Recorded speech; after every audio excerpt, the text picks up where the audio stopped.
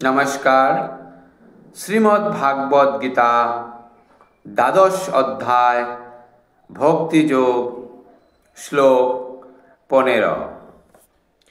यस्मान्नो द्विजते लोको लोकान्नो द्विजते च ज हर्षामर्षो भयोद्विग्नोय मुक्त जः च मे प्रिय।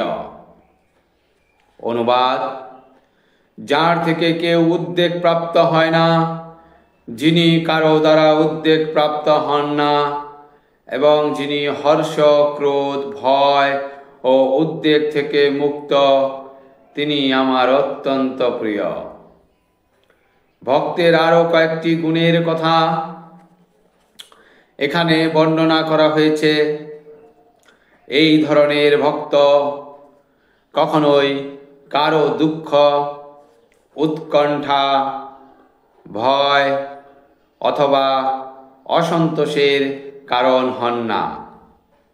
যেহেতু ভক্ত সকলের প্রতি কৃপাপরায়ণ, তাই তিনি কখনোই এমন কোনো কাজ করেন না যার ফলে কারো উদ্বেগের সৃষ্টি হতে পারে। তেমনি কেউ যদি ভক্তকে উদ্বেগ দিতে চায়, তাতে তিনি বিচলিত হন না। ভগবানের কৃপার ফলে তিনি এমনভাবে অভ্যস্ত যে কোনো রকম বাহ্যিক গোলযোগের দ্বারা তিনি বিচলিত হন না।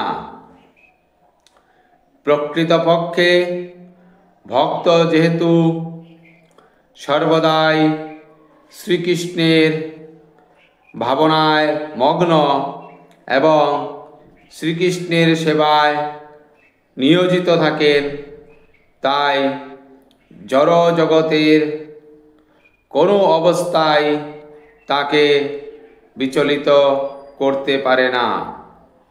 বৈষয়িক মানুষ সাধারণত ইন্দ্রিয় সুখ ও দেহ সুখের সম্ভাবনায় অত্যন্ত আনন্দিত হয়, কিন্তু অন্যের ইন্দ্রিয় সুখ ভোগের সামগ্রী দেখলে এবং তা যদি তার কাছে না থাকে, তখন সে খুব বিমর্ষ ও পরশ্রী কাতর হয়ে পড়ে।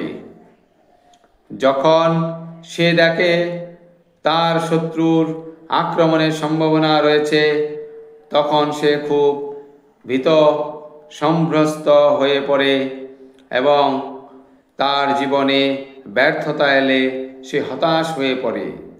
কিন্তু কৃষ্ণ ভক্ত সর্বদাই এই সমস্ত উপদ্রবে অবিচলিত, তাই তিনি ভগবান শ্রীকৃষ্ণের অত্যন্ত প্রিয়। ধন্যবাদ।